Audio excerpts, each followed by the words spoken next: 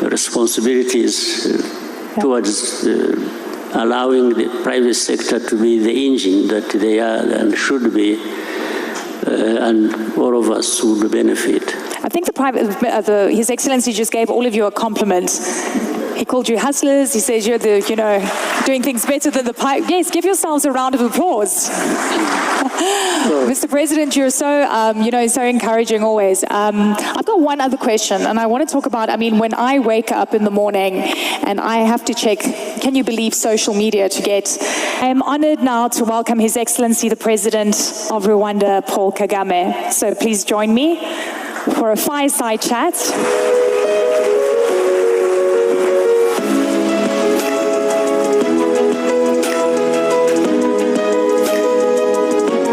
President, an honor. Thank you, sir. Please take a seat. Fantastic to be back.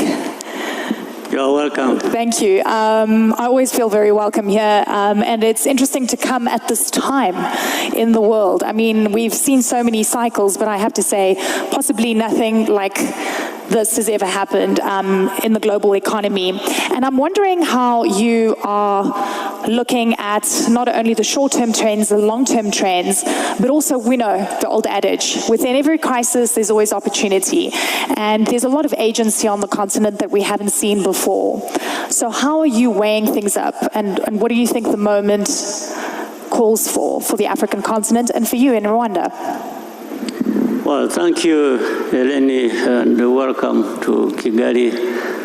But let me take this opportunity to welcome and thank each one of the leaders here, heads of state, vice presidents, prime ministers, senior executives of different industries. I want to welcome you to Kigali and thank you very much for honoring our invitation and being here with us.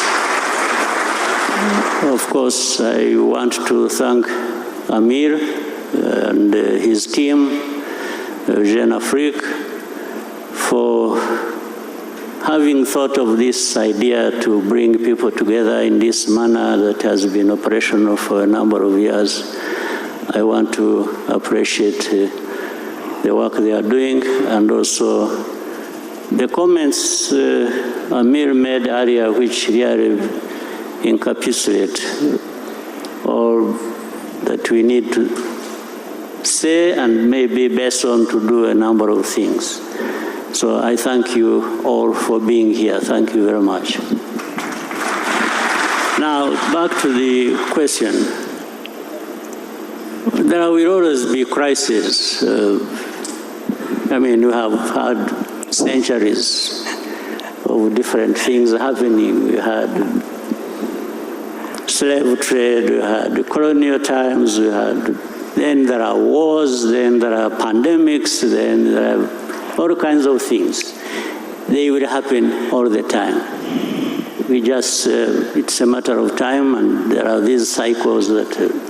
So we are in a different cycle now that is driven geopolitically, and we have to contend with that. But that also for Africa keeps being a reminder of our position. Where do we stand in this global positioning?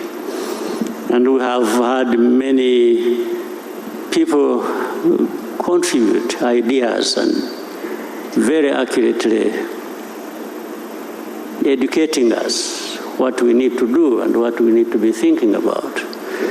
But we can't stay there. We need to learn from this. We need to shape what we are doing for ourselves, and action should lead us in the right direction and how to deal with these crises. But for Africa, let me say, we have to leverage our competitive advantage, and there are a number of them. So why is Africa always at a disadvantage? When you look back, you see where Africa has been lacking this or that. But really, why, when you have almost everything? If you look at in the area of green energy, and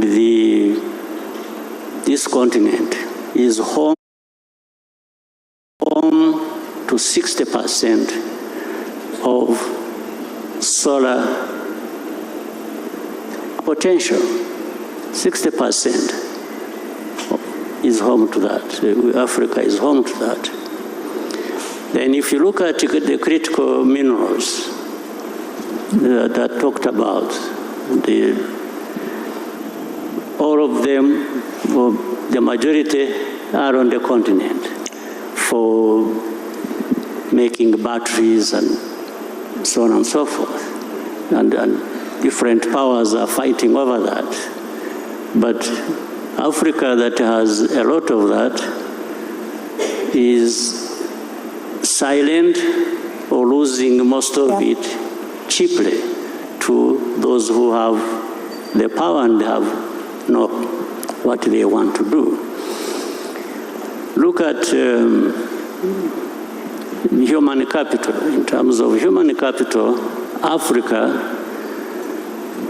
has abundance of that. In fact, whether maybe by now already or in a few years to come, Africa will be having the largest middle class in the world. So how can we have these resources and then we are here wondering how to overcome some of the challenges that are brought by the geopolitics that we talk about, or the crises that we see happening in every... So we need to come together and do something about it. It's doing something about it. The rest we know. And Amir earlier on was talking about what we lose by not doing a number of things. I think we lose a lot more even by not doing what we have to do. And it's a really important point. It's time of action. And I have to say, you know, when you mention pandemics, there was a wake-up call, and we've seen so much shift and change.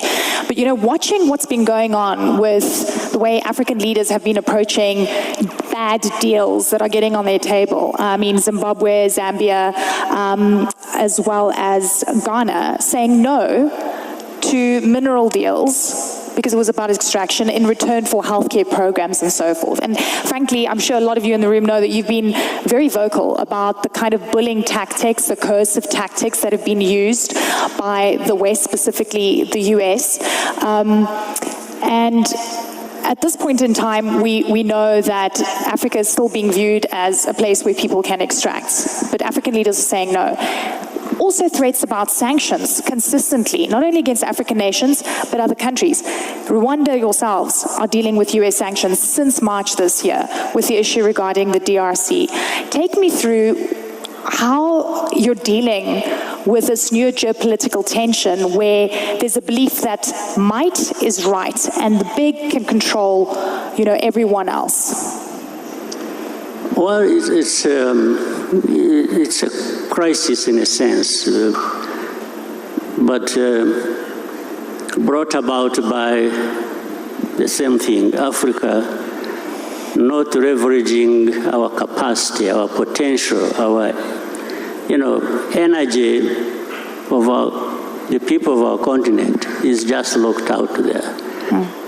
And it's a situation where the powers that be are holding a whip in their hands. They're using a stick to beat up whoever they want to beat up in order to... They are no longer even hiding it. It's just in the open. It's like in the situation you're talking about, we have in the region of Congo and the other crises that also, in a way, involve Rwanda and other countries in our region. Yeah, sanctions, one has, first of all, are they justified? And it is not just in this case of Rwanda, but in other cases. Sometimes sanctions are just applied in a case of the one who provides less than the other. Yes, so it goes in the favor of the highest bidder. When somebody knows they will extract more from a certain place, they will be more favorable to that place, even if they are the ones in the wrong. Do you believe that all roads lead to mineral deals? Is that what you're saying? I mean, it is in the open. I don't have to say much. And in some cases, it operates like in the very old days. Here there is a lot of cynicism in this. In the old days, the kings and so on and so forth used to give their in-laws, their children, powers to say, go and control something somewhere. And that's happening today here. Yeah. Yes, they just give somebody, say, go and get whatever you want to, and do whatever you want to do in that region. That is how Africa is treated. So these powers you see that come here lecturing people on democracy, human rights, and they are doing it with one arm, and the other, they are just taking away everything that people own. So, and this is what is critical. This is why Africa, leaders of Africa, some of whom are here, are brothers, and the CEOs and other Africans, I think we need to give ourselves value of some kind. We can't just be people who are waiting to be ripped off by somebody who is shrewd enough and has the power to come. No, we must be able to say no. And we've seen those no's. We've seen some of those. I mean, do you believe, sanctions are used, a coercive method to get countries to capitulate. Are you going to capitulate? I never capitulated in a war situation. This is not a bad situation as such. Well, it hurts, absolutely. Yeah. And that's what it is meant to do. It is meant, sanctions or different measures are meant to hurt people. So in a way, we are hurt. But I think we would be hurt more by not doing what we are doing. So it's always, you make a calculation. Yes. So, and it is not so difficult to say no. In fact, it costs more to say yes to the wrong thing. Yeah. So we are here, but all these things come to pass in one form or another. Even those who have been given the gift of messing us up, one day they will not live long enough to see the gains from exploiting people, doing unjust things. So I think each one of us, countries in Africa, and mainly and most importantly together, there is a lot we can do to raise Africa, to raise ourselves to the level where it should be, and don't mind about these powers that think they own the world and the heaven and everything else. And I hear you loud and clear on the hypocrisy and the contradiction in terms of where international law applies to some when it suits and it's broken in other cases. We've seen so much of this. In a world where we're seeing the unraveling of the global world order as we know it, institutions are being challenged, they're being broken down. What is Africa's role, do you think, in this new world? Because it feels like it's never going to be the same again. My view is that these pressures that we get from the rest of the world, Africa I think, is being reminded to wake up. So the pressures are not entirely bad. I think they force Africa to look within for what we have to actually do what we need to do to find a good place for us in this world of those injustices and other challenges. So Africa looking within, and we have a lot to bring to bear on dealing with these challenges. I think we can succeed, but above all, we need to work together and move away from saying what we know, because there is a lot we know and there is a lot we talk about, but we need to do a lot more based on that. The private sector, I want to talk about scaling up or failing. You engage a lot with the private sector. Rwanda is such a prime example of incredible, I mean, we cover so many stories here. I mean, you're just seeing like a hotbed of fantastic growth. But where do you think the private sector is going wrong from reaching that level and becoming African champions and really, truly scaling up? I think private sector is doing a good job. In fact, it is ahead of the public sector. But we could be served much better by finding a way to bring close the private sector and the public sector and benefiting each other as one, because that's what we are actually one when you look at the needs of the continent. And so I want to thank the private sector. The private sector, they are actually, to some level, hustlers. They are able to go through some of the barriers that are created by the public sector. Yeah. But if those barriers were not there, the private sector would be far ahead of where they are, and along with that, the continent also would be ahead of where we are. So my call to all of us is for really coming together, the private sector, the ways of how they could conduct business, I think, have been very elaborately put by Amir in the presentation you had with him earlier. And those of us in the public sector need to fine-tune our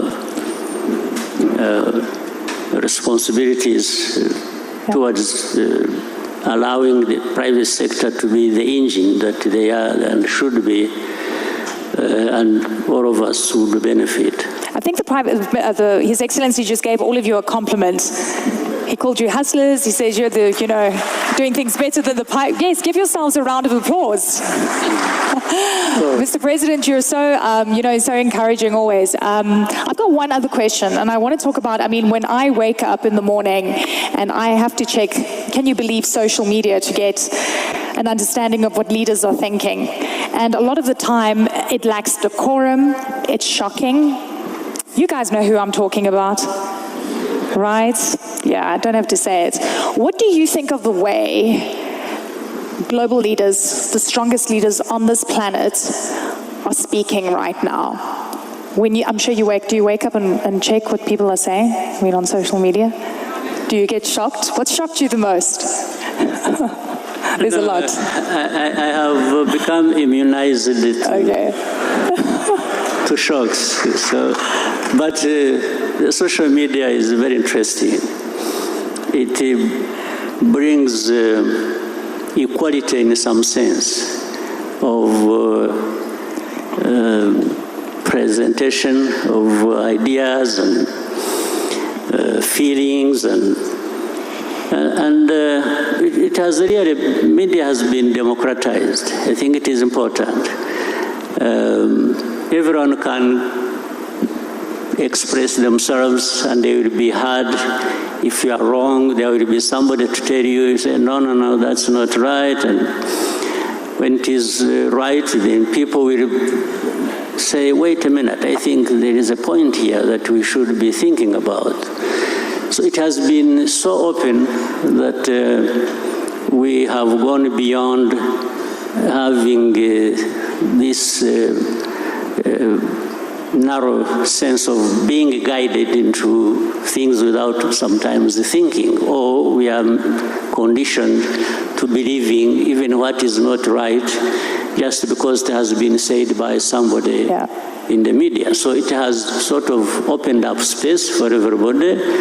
So some of us also follow, and it's up to any individual to scan and try and make a sense of what you've heard, you are seeing, and it is a good way you receive criticism, you receive advice, and so it remains the responsibility of any individual to decide how they build on that and benefit. You didn't answer my question about the shock factor. Are you shocked by some of the things you see? I'm not. I said I've been immunized. Immunized. I'm not shocked about it. I understand where the world we live in. Yeah, it's changed, right? It's completely different. Yeah, for the 30-something years of my life, in the last 30 years, if you look at, I think, we come to understand there will be things that would otherwise be shocking, but they don't shock because we have been there. That's true. Mr. President, final word. What do you want people to walk away with from this forum as we say goodbye? Well, always it's a good opportunity, but I want people to know that each one of the people in this room and beyond have something to contribute and to benefit from, benefit each other, and the continent has a lot that is not being put to good use, and it is up to us. It's not people from anywhere else to be able to raise ourselves to that level where we should be. Ladies and gentlemen, please help me thank His Excellency the President of Rwanda, Paul Kagame. What an honor to speak to you, sir. Thank you so much. Thank you very much. Thank you. Thank you. Thank you so much. Always inspirational, always insightful. And by now, a lot of you will know that I've been advocating for you guys to stay a couple more days. You need to go and see the gorillas. Has anybody done that? Only 4 of you? You need to book it right now. Ladies and gentlemen, there's going to be Africa CEO Forum ikaba imaze gutangizwa, aho mu ijambo rye Perezida Kagame no muri iki kiganiro amaze kugira yagaragaje ko ibibazo isi igenda ihura nabyo bikwiye gusigira isomo umugabane wa Afurika, ari naho umukuru w'igihugu yagaragaje ko Afurika igomba kubyaza umusaruro umutungo kamere ifite ndetse n'ingufu z'abari mu myaka yo gukora ari rwo rubyiruko, cyane ko ari bo benshi. Rero ko hano hakenewe guhuza imbaraga nk'umugabane. Umukuru w'igihugu kandi yagarutse ku gitutu giterwa n'amahanga ko gikwiye kwibutsa Afurika ko ariyo ikwiye guhagarara